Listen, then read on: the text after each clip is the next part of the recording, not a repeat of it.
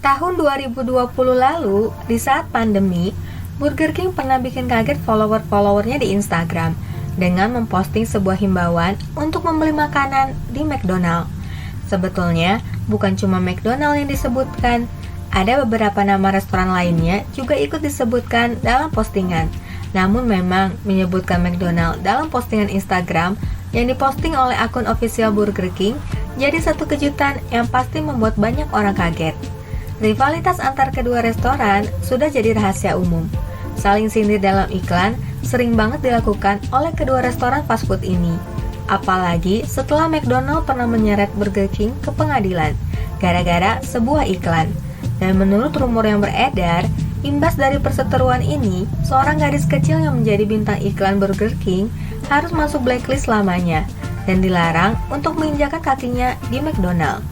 Jauh sebelum insiden blacklist lamanya terjadi, hubungan Burger King dan McDonald sebetulnya pernah berjalan adem ayem. Kedua restoran cepat saji ini masih beriklan dengan wajar tanpa saling serang. McDonald mulai berdiri di tahun 1940 di California oleh McDonald bersaudara, yakni Dick dan Max. Menu yang ditawarkan masih berupa menu simple, yakni burger, shake, kentang goreng, dan soda. Terinspirasi dari cara kerja industri, kedua bersaudara ini membuat sistem pelayanan yang mengutamakan kecepatan. Dan inilah awal mula fast food restoran terlahir. Beberapa tahun kemudian, tepatnya di tahun 1954, Ray Kroc, seorang penjual mesin milkshake, meyakinkan McDonald bersaudara agar ia bisa bergabung dan menjadi mitra McDonald. Berbeda dengan gaya berbisnis McDonald bersaudara yang cenderung tumbuh secara perlahan, Ray yang ambisius justru menginginkan pertumbuhan yang eksplosif. Ray ingin merubah sistem McDonald yang semula restoran biasa menjadi bisnis franchise. Dan akhirnya, pada tahun 1955, Ray Kroc mendirikan McDonald System Incorporation, pendahulu dari McDonald Corporation.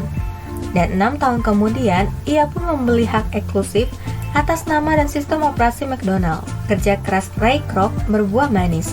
Di tahun 1958, McDonald telah menjual hamburgernya yang ke 100 juta. Bisnis yang sukses biasanya akan diikuti tumbuhnya kompetitor di mana-mana. McDonald pun demikian. Banyak fast food baru yang bermunculan setelahnya. Salah satunya adalah Burger King. Setelah mencoba berkunjung ke McDonald, Kate Kramer merasa bahwa bisnis fast food sepertinya menjanjikan. Dia dan paman dari pihak istrinya, Matthew Burns, kemudian membeli mesin pemanggang instan yang disebut Insta Broiler dan meluncurkan Insta Burger King pada tahun 1953. Menyajikan burger dengan cepat dan efisien menjadi daya tarik di Burger King.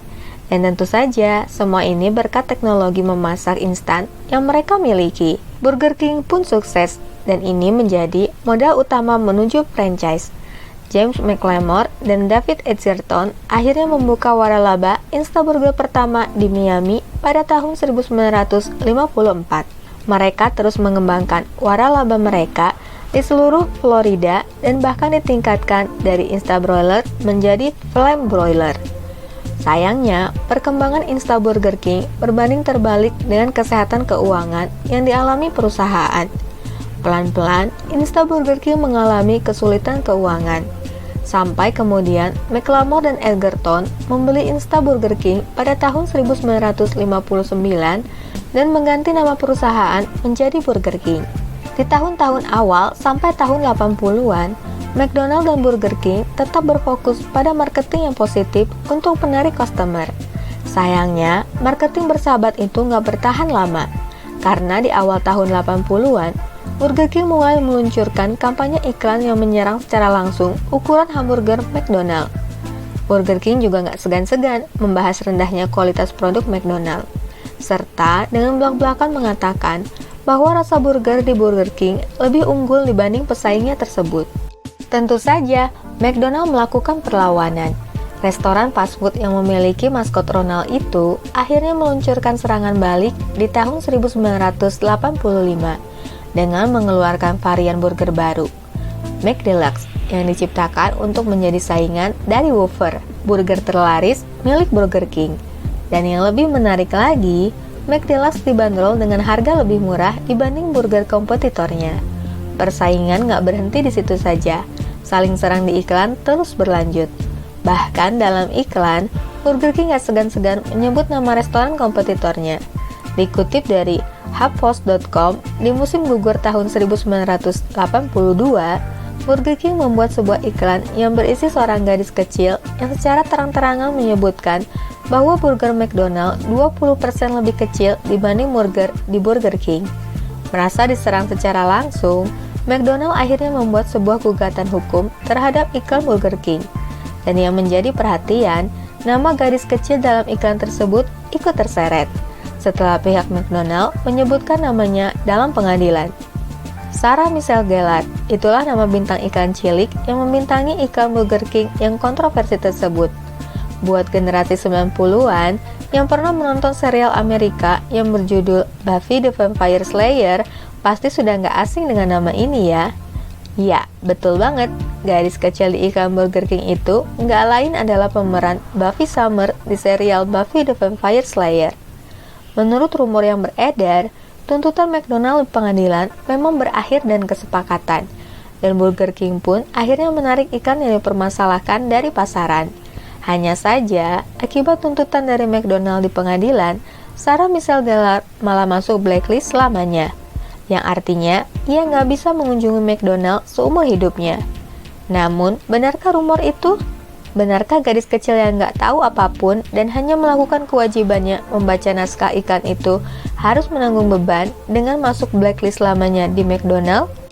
Di tahun 2004, dalam sebuah wawancara dengan sebuah koran asal Inggris, Sarah pernah menyebutkan bahwa menyimpulkan bahwa ia masuk blacklist lamanya rasanya terlalu berlebihan. Ia menjelaskan bahwa ia memang membintangi iklan Burger King saat berumur 5 tahun. Dan saat itu, iklan yang ia bintangi adalah iklan yang pertama kali di Amerika Serikat yang secara belak-belakan menyebut nama kompetitor. Dan McDonald yang marah akhirnya menuntut Burger King dan menyebutkan nama dirinya di pengadilan. Sarah juga menjelaskan bahwa ia nggak diizinkan untuk makan di sana. Dan baginya itu terasa berat, karena di saat ia kecil, kebanyakan teman-temannya merayakan perayaan ulang tahun di McDonald. Sehingga akhirnya ia nggak pernah bisa mengunjungi acara ulang tahun tersebut.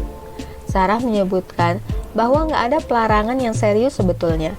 Permasalahan yang ada hanyalah gadis kecil yang kesulitan mengunjungi McDonald gara-gara kalimat yang ia ucapkan di iklan yang ia bintangi. Jelas kesulitan dong, karena dalam kalimat yang ia ucapkan, ia mengatakan bahwa ia memilih Burger King karena burgernya yang lebih besar dibanding burger McDonald. Namun rupanya, Sarah Michelle Gellar juga pernah beberapa kali mengunjungi McDonald. Sarah bercerita kepada David Letterman tentang masalah ini. Dia mengungkapkan bahwa saat kecil dia masih bisa pergi ke McDonald, tetapi karena khawatir akan dikenali sebagai bintang iklan Burger King, dia akan memakai topi atau kacamata hitam sebagai penyamaran. Dari kasus yang terjadi antara Sarah Michelle Gellar yang terseret persaingan marketing antara Burger King dan McDonald, mungkin kita bisa mengambil pelajaran. Marketing tentu boleh dengan cara apapun, selama gak ada pihak yang harus jadi korban.